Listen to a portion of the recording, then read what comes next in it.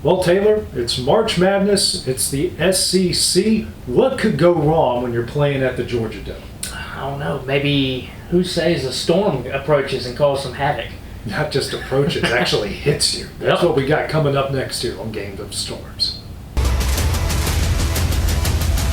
This is the X Sports Network. Well, welcome to Game of Storms. Taylor Plott. I'm AJ Good. Taylor, we've gone to the world of football. We've gone to the world of baseball. Today, we're dipping into basketball. Kind of weird to talk about weather and basketball in the same sentence. Exactly, unless you're just, outside in the little rec center playing outdoors. But no, not with this. Everybody's indoors with this one. Yeah, we're talking about the 2008 SEC tournament. Weather wreaked havoc on this. A lot of crazy games. Weather didn't actually affect the games too much, but as far as who played, where they played, the people involved, there was a lot going down. So it happened March 13th through the 16th. It started off at the Georgia Dome in Atlanta, finished off at a different place, but we'll get there later. But Taylor, this is kind of a different SEC coming into this. I have a big question for you since, you're from Alabama and stuff. There's a big question I'm going to throw out here at the end. But the SEC this year, Taylor, they're coming off Florida winning back-to-back championships. Kentucky has Billy Gillispie. They just fired Tubby Smith, and Tubby Smith went off to Minnesota. A lot of different things, and they came into this tournament. How many ranked teams did you think that they had going in? Oh, geez, if I can remember that year, I would say 3 or 4. 2. It was 2. And they were both in the state of Tennessee. The Volunteers were ranked 5th. Vanderbilt was ranked 19th. Tennessee won the East. Mississippi State won the West. I guess you can say after riding the high of Florida all those years, they kind of dropped off a little bit. It did, and that was kind of the beginning of, we look at the SEC dominance now here in 2025 and going back to like 2024 and even 2023. That was kind of the beginning of a little bit of a lull with the SEC. You still got a handful of teams that would make the NCAA tournament, but it wasn't. You weren't talking about Alabamas and Auburns and Ole Misses and Texas A&Ms. Obviously, Texas A&M wasn't there yet, but it was kind of starting to get kind of a little bit of a lull with SEC dominance in basketball. Yeah, so they were just there. It's kind of weird where they were. They're still good at baseball, still good at volleyball, football. You had the Floridas, but here comes Bama. Here comes Saban starting to take over. Everyone else still hadn't caught up yet. So Georgia was right on the heels. Tennessee was hitting kind of the low part at everyone. Mississippi, Ole Miss wasn't where it was. This is also the SEC where you didn't have Missouri, you didn't have A&M. Obviously, you didn't have Texas and Oklahoma. This is kind of your old school SEC. It was your old school SEC. This is the SEC that I really grew up watching. Born in '93, most of my kind of memories, so to speak, of beginning to remember some of these games really started in kind of that early 2000 period. So, this was kind of that old school SEC. Like you said, no A&M, no, obviously, Texas and Oklahoma yet. This was the standard SEC for a long period of time. It was broadcast. Now, this is how old school gets. Jefferson Pilot Jefferson Sports. Pilot. I miss it so bad. I miss Jefferson Pilot Sports. Tim Brando was on the call for the game. So let's start off night number 1, March 13th. South Carolina edges LSU. They have 5 players the Gamecocks did in double figures. Check this. On 30 made shots, they had 20 assists. So the Gamecocks moving the ball around really good. Next game, Vanderbilt, high-scoring game against Auburn, outscored them 93-82. A.J. Ogilvy, blast from the pass. He had 27 points. Sham Foster, 26. Vandy shot 67% from the field. Commodores really rocking it there.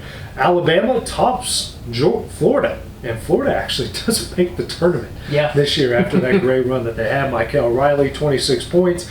Richard Hendricks had 22 points. Bama shot 53% from the field. And already you can tell that the Dome is not intimidating anybody at all. It is not. Everybody's just having a great day with the field goal percentage. And honestly, if I remember correctly with that Bama team, that was probably one of the better shooting nights that they had with that game against Florida. Yeah, their next game they didn't shoot that well at all. The nightcap, Georgia goes into overtime against Ole Miss. Ole Miss, who kind of destroyed them at the end of the regular season. The season finale was against Ole Miss. Rebels won big, but Terrence Whitberry has 25 points. David Bliss hits a shot at the buzzer. A little left-handed center banks it in, kind of rattles home, and the Bulldogs, after being the last place team in the SEC, knocks off the Rebels 97-95. Good free throw shooting. 5 seconds remaining. Corey Butler finds Dave Bliss with a jumper off the glass. Georgia elated, Ole Miss disgusted. The Bulldogs a winner. In overtime, we go to night number 2. The Gamecocks are done. They get edged by Tennessee, 89-87. Wayne Chisholm, there's another blast from the past, 23 points.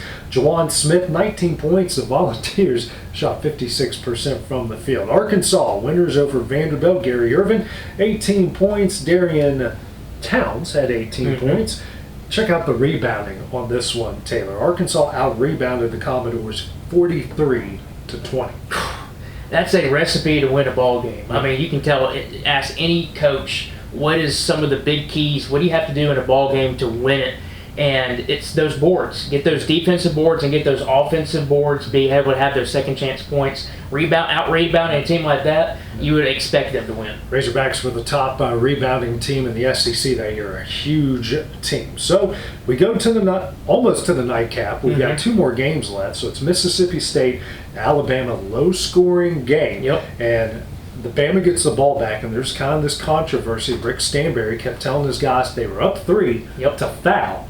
His guys were afraid to foul while these guys were shooting, so they let him go. Michael Riley knocks a 3 down at the buzzer to send the game in overtime. If you watch it, the shot like kind of rattles up, rattles in, banks in, this big old thing. So that 3-pointer sent them into overtime, and Taylor, 9:41 p.m. is when the shot goes down, and that's when weather wreaks havoc on the SEC tournament. Exactly, and I remember watching that game very well. I was locked in. We were flying high. We got that buzzer beater, and all of a sudden you just end up, the broadcast, if I remember correctly, was just kind of, you had like this pause, this kind of like weird type of vibe that you even felt coming from the TV itself. And then I just remember that I believe they panned up and they did the little, Georgia Dome had that old school kind of light scoreboard, if you will, that could show graphics and words, and it showed that there was a tornado warning that was in effect, and all of a sudden you get this other picture and it's like, holy cow, the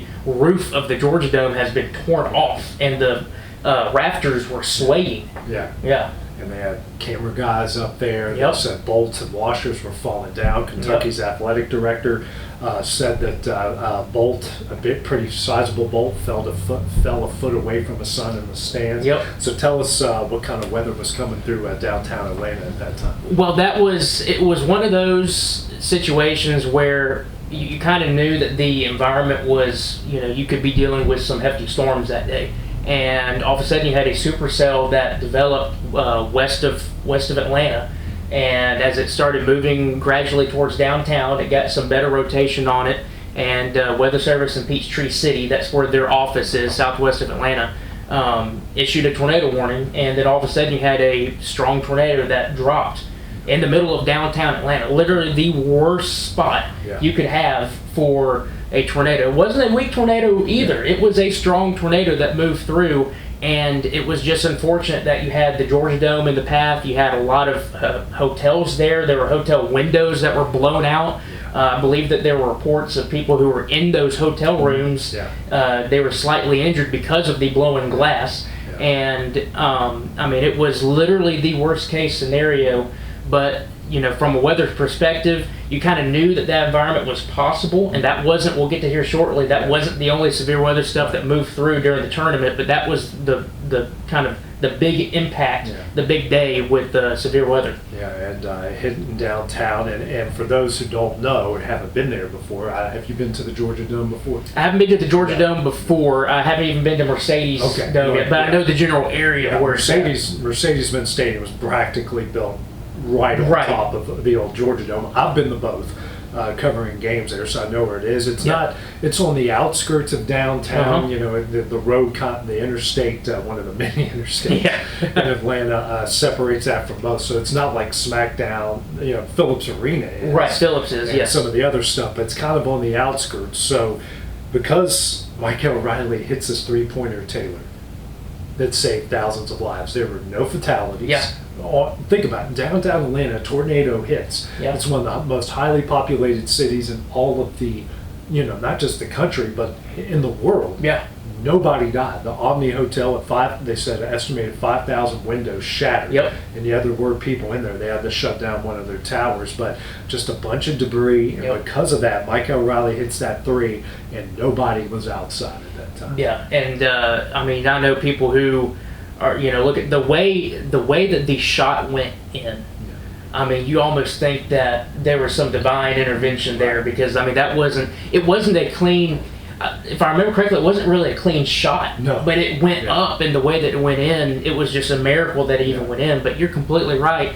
I mean, we always talk about any tornado is a dangerous tornado. Yeah. But when you're talking about EF0s and EF1s, you're on top about winds 80, 90, maybe 100 miles an hour, kind of the EF1 category. Yeah, that can do damage. That can kill you if you're in the path.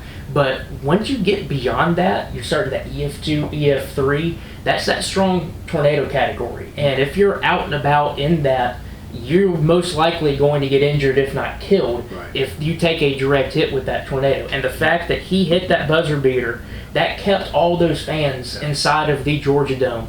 And you're right, if he did not hit that, everybody's walking out and they're getting hit by that tornado. Yeah. And it's a different day back then. I know it's 2008. I know we still had our smartphones and everything, but it was still a relatively new technology, especially for weather alerts. Right. Your main weather alert gatherer or receiver is the weather radio. Yeah. And you didn't really have a lot of that with your phone at that point, so they would be unaware. It was awful in the Georgia Dome Yep. at that time. Yep. It was awful when I went there. Exactly. So you're not talking about not only that, but the technology that we have nowadays wasn't really there yet. So all those people would have most likely been unaware that a tornado was barreling down on them. Yeah.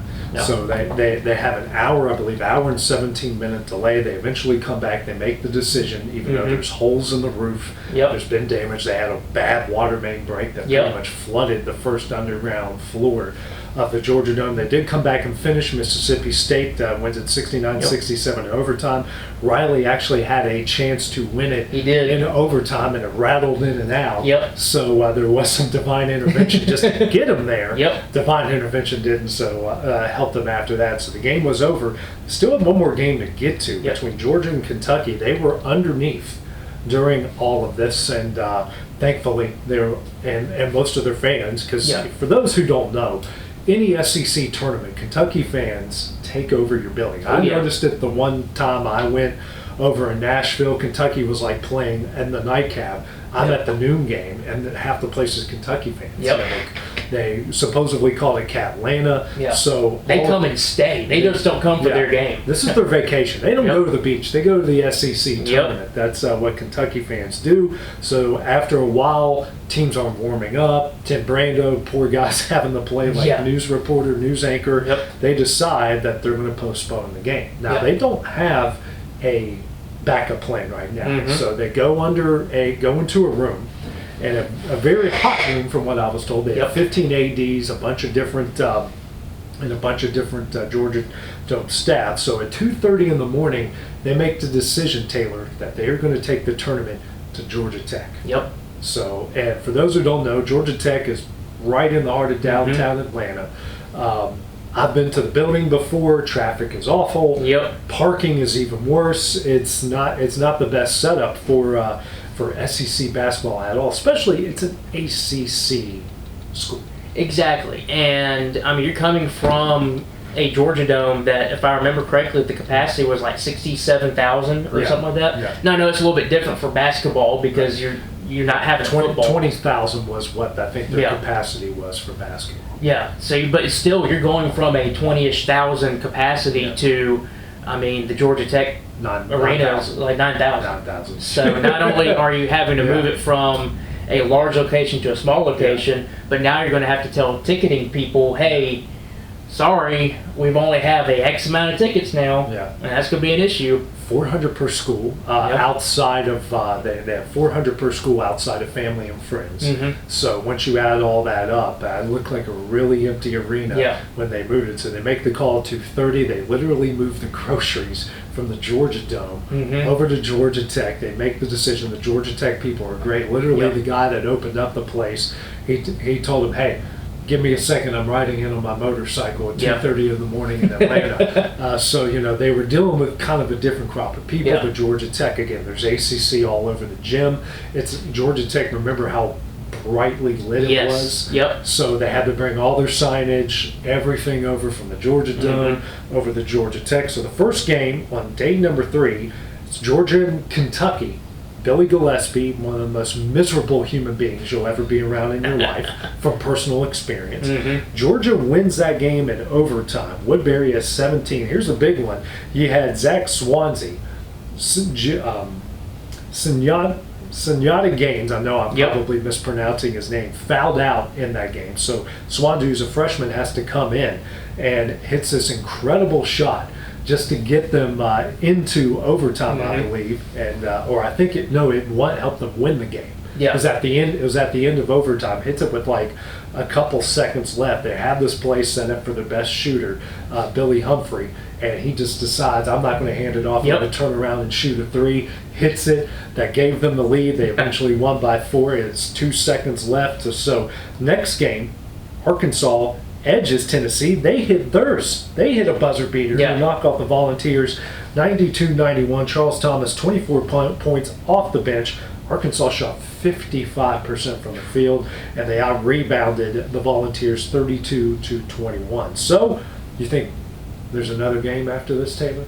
Possibly. There was. So for the first time in 56 years in college basketball history, the team has to play 2 games in one day at the Division I level in the conference tournament. Georgia does. Sunyata Gaines has 20 points.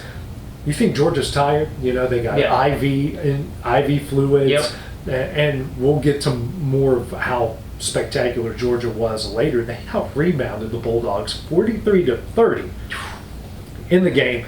Georgia jumps out to a huge lead. Mississippi State comes back, but Georgia's able to hit some big shots down the stretch, win the game 64-60. But Taylor, just like you mentioned, the weather that they had the previous day was not done.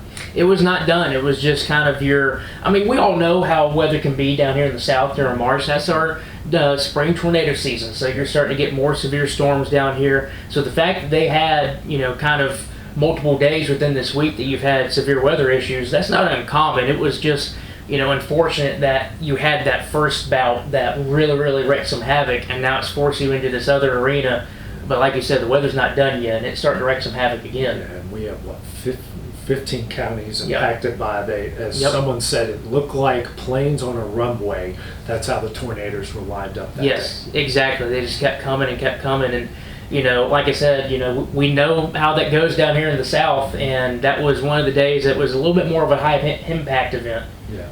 Absolutely. So we move on to the championship day. So it gets even more crazier once you think about this. It's Georgia. It's versus Arkansas because Georgia had to play 3 games. They're having to play 3 games in the span of 48 hours. Then move the game from the original noon start time up to 3 p.m. to give them some extra rest. Of course, Arkansas is not going to complain about that little extra rest. But here's the problem, Taylor. It was supposed to be on CBS, but for years, we're talking decades, the Big 10 championship game is always at 3 o'clock. It's the last championship game of the day, and that just slides you perfectly into the selection show. Right. So they put the CBS broadcast on ESPN 2. So I remember watching it. I remember thinking how crazy this was. It went to, here you have Bill Rafferty, that whole crew, Onions, the whole thing, and they moved it. This CBS broadcast was on ESPN2, and I remember them talking about it on SportsCenter, like, this is going to sound crazy, but this is what we got going down today.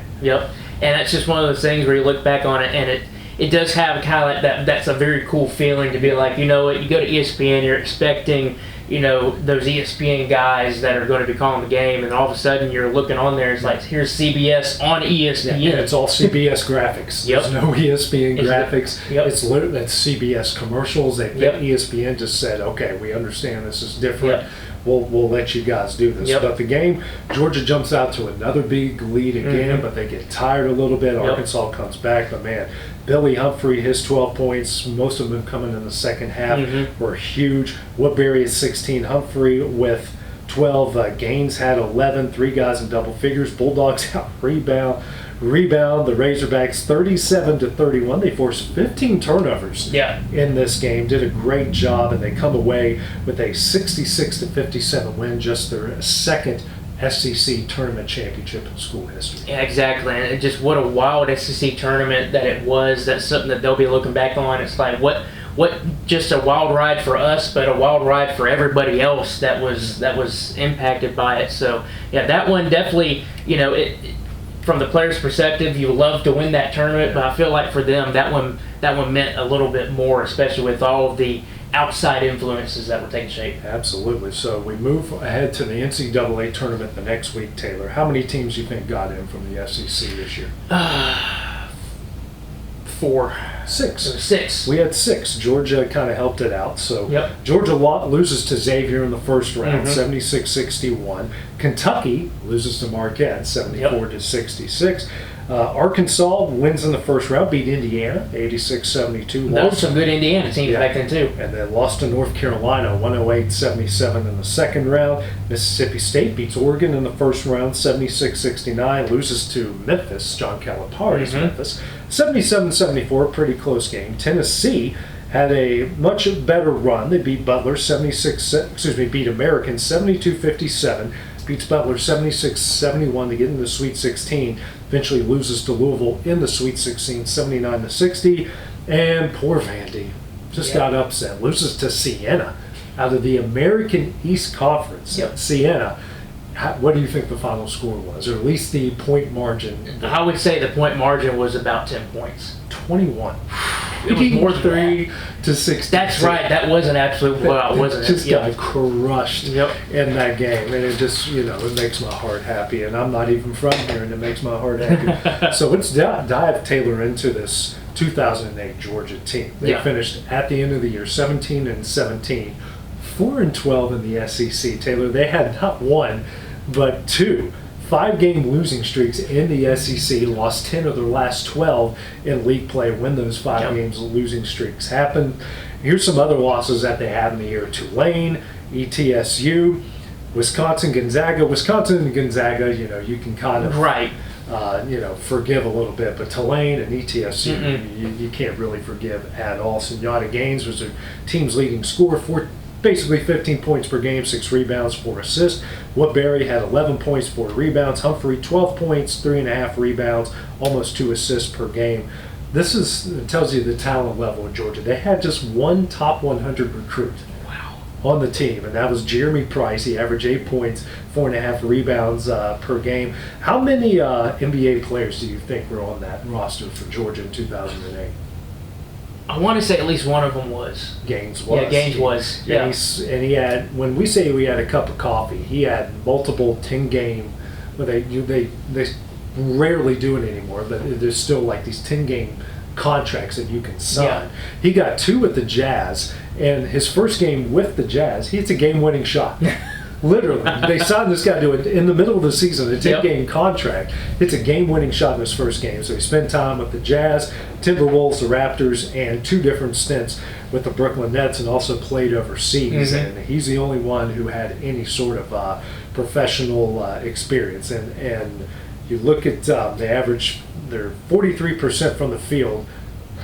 Guess what it was in the country shooting 43% from the field. From the field, was it like a 150th or something? 222nd in the country. Other teams, their opponents averaged 57.1 shot attempts per game. Guess where that ranked in the country? Probably right up there too. 246th in the country. Let's go to their coach, Dennis Felton. Had 3 NCAA appearances at Western Kentucky, 3 in a row actually. They dominated the Sun Belt from 2001 2003. He spent 5.5 years at Georgia. That was his only NCAA tournament appearance. Finished 84 and 91 during that time. Spent 2 years, very forgettable, I should say, years at Cleveland State, 22-44 before he hung up as far as, head coaching goes, the whistle. And that kind of takes me into my next topic here, Taylor. Let's dive into the coaches in the SEC. It was a different world back then. Let's go kind of to the top of it. Bruce Pearl. At Tennessee. 6 NCAA appearances.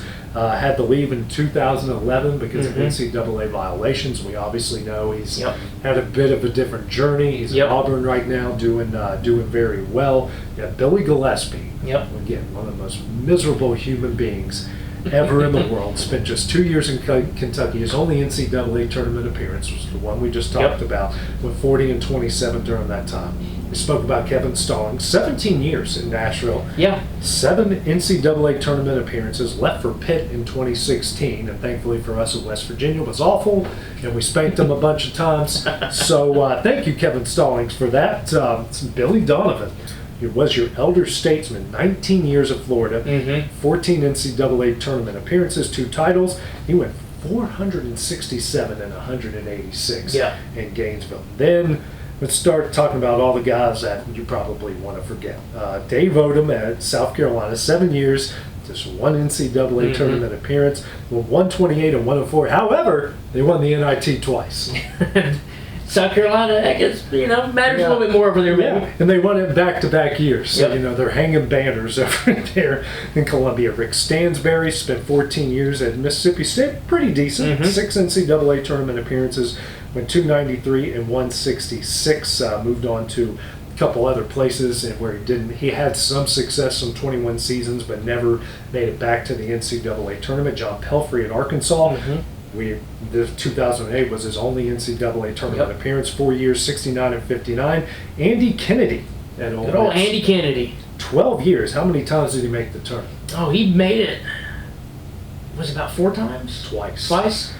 I thought maybe it was a little more than that. He had some really good teams over there. They got ranked a bunch. They would always start off really hot and kind of tank. That's right. Towards the end, he went 245 and 156 over there. You got John Brady at LSU. He actually didn't start the season. I tried to look up how he didn't, because Butch Pierre started and they went 5-5. And then Brady was there the rest of the time. 11 years with the Tigers, 4 NCAA tournament appearances. Does have a Final Four under his belt there.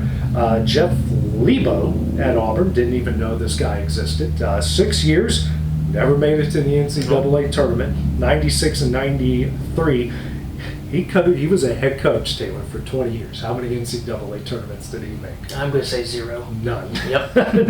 He did have some decent years, but he never made the tournament in 20 years. That was, from an Alabama perspective, that was a stretch where both Alabama and Auburn really didn't have that good of a program. But still, Auburn, every now and then, they would have some, solid teams. When I mean solid, I would mean like you might be a couple of games over 500 at the end of the year. But, man, that's a long time to have a coach career and not even make it to the NCAA tournament. Well, I was saving your coach for last. Let's go ahead and do it. Mark Godfrey. 11 years, went 210 and 131. 5 NCAA tournament appearances, and they all came in a row.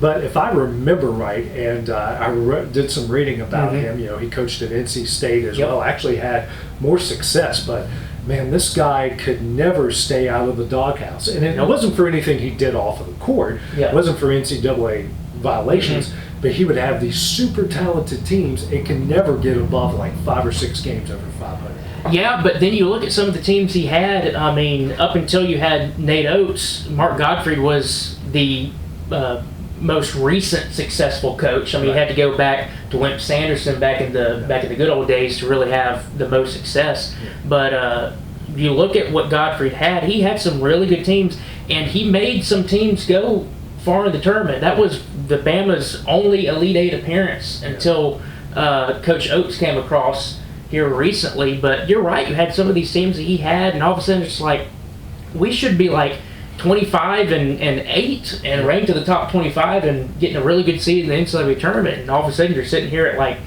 19 and 16 for some reason. It's like, what happened? But I will always have the utmost respect for him because I know that Alabama is a tough program to coach no matter what sport you're doing, and he managed to get the only Elite Eight appearance at that time for the program. But yeah, you do look at some of those teams, and it's like, man, there should have been more than just that one appearance. Yeah, this is kind of where it tanks off a little bit for the SEC. So all of those coaches I read, just 2 titles, 3 Final Fours, and Florida was responsible for 2 of the 3 Final Fours, both national titles. I mean, we're looking at 6, 17, 7, 14, 4, 12, 11 years. That the first thing that strikes me with all of this, Taylor, this would not fly today. It would not fly today whatsoever. And I mean, you look back and it was almost, you always had dominant SEC teams. Yeah. You had your Floridas, you had your Kentuckys. Even back in the 80s, you had your Alabamas. Yeah. Matter of fact, if I'm still, correct me if I'm wrong, but I want to say that Alabama still holds the best SEC record. I believe it's what they have. It's something like that. So you had some dominant teams, but yeah, from a whole SEC perspective, yeah, that definitely would not have flown today. But SEC basketball at this point is a completely different animal. And this season was almost set up perfectly for this Georgia team just to catch fire out of nowhere and win it all. Exactly, and you always try to catch fire towards the end. I mean, you always look at obviously all about NCAA, who's going to be the Cinderella, who's going to catch fire. But if you're looking at kind of a broad perspective, if there was going to be an SEC tournament where you could get a 17-7 Georgia team to just catch fire and go all the way, that was going to be the year. 17, 4-12 in the SEC. So it was also a different college basketball back then. Like we talked about, SEC baseball's always been good. Their softball's been great. Football was, even though it was Bama, Florida kind of centered at this point in time, but Georgia was still really good. LSU was right there in the mix, and then you would occasionally get a great year out of Ole Miss, you get a great year out of Mississippi State, and then you add a Missouri, you add an A&M to really bring it up. But it never really caught on to basketball because you had ACC with Duke and Carolina, and NC State and Wake Forest and Clemson. All these teams can come out of nowhere. You had the Big 12 that was loaded with really good teams. The Pac-12 could have some really good teams with UCLA's and the Oregons of the world. And then we forget, this time the Big East was Big East. And this was during that time period. They were getting at least 10 teams into the tournament every year. Matter of fact, I want to say that this past NCAA tournament when the SEC got, 13 teams in. That broke the Big East record. That broke the Big East record. And a lot of people forget about how dominant Georgetown, I believe Providence was also in there too with the Big East. You had Cincinnati, when some of those, Syracuse. I mean, some of those, if you want, just for basketball nostalgia, especially when I grew up, you obviously look forward to, I'm a Bama fan, so look forward to the Bama basketball games. Auburn fan, I look forward to Auburn.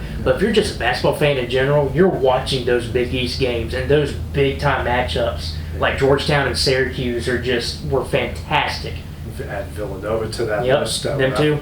When I first started my media career, Taylor, I was covering West Virginia in the Big East. Oh, it was so much fun. I mean, outside of spanking Seton Hall and Rutgers, but like every game was a big deal. And then like even when South Florida came in, their program got better because you're facing all these Big East teams all the time. And man, it was. Boeheim would come to Morgantown, or Georgetown would come, and Villanova. Remember, I mean, the Big East practically invented Big Monday, which doesn't exist anymore, which is so sad. Such a good time. But here's the SEC and the NCAA tournament the next year. They have just one team make it to the second round. 2010, 2 teams make the Elite Eight. In 2011, 2 in the Elite Eight, 1 in the Final Four. This is when Calipari he actually took over in 2010 and lost in the Elite Eight to West Virginia. John Wall, DeMarcus Cousins, Aaron Bledsoe, talented team. 2012, 2 in the Elite Eight, 1 in the Final Four, and that's when Kentucky with Anthony Davis won. 2013, just 1 team makes it to the Elite Eight. 2014, 2 teams make it to the Elite Eight. Kentucky goes to the Final Four. 15, 1 in the Elite Eight, 1 in the Final Four. You guessed it, it was Kentucky. 16, though, just 1 Sweet 16 team. 17, 3 teams make it to the Elite Eight. 1 team made it to the Final Four. Can you guess which team that was? And what year again was it? 2017. 2017 made it to the Final Four. That was It was out of nowhere. It was out. I remember it was out of nowhere. Was that Arkansas? South Carolina. That's South Carolina. Darius That's right. Rucker could not get on our screens enough. That's right. Yep. During that time, so they make it there. 18 slide back a little bit. Just 2 teams in the Sweet 16. 19 though, 4 teams make it to the Sweet 16, 2 in the Elite Eight, and Auburn makes it to the Final Four. 2020, COVID knocked it all out. I'm still bitter. I think West Virginia would have went to the Final Four. Y'all had a really good team that year. Yeah, man, we would have. That might have been. Could have won the Big 12. That might have been Huggins' best team, really. Here, yeah, outside of the one that went to the Final Four, Yeah. beat John Wall and them.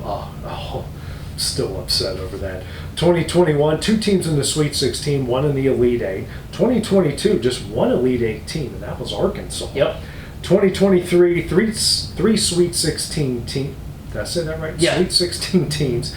24, 2 teams make it to the Sweet 16 and the Elite Eight, and it's Alabama that goes to the Final Four. First Final Four. But hey, 2025, Taylor, they change it around. Oh, yeah. 7 teams go to the Sweet 16, 4 in the Elite Eight, 2 make it to the Final Four, and Florida's your national champion. Yep. So I think it's come back around for the SEC. It definitely has. I mean, yeah, you look at that stretch where, I mean, yeah, you had your dominant teams. You had your Kentucky's, occasional Tennessee every now and then your Floridas.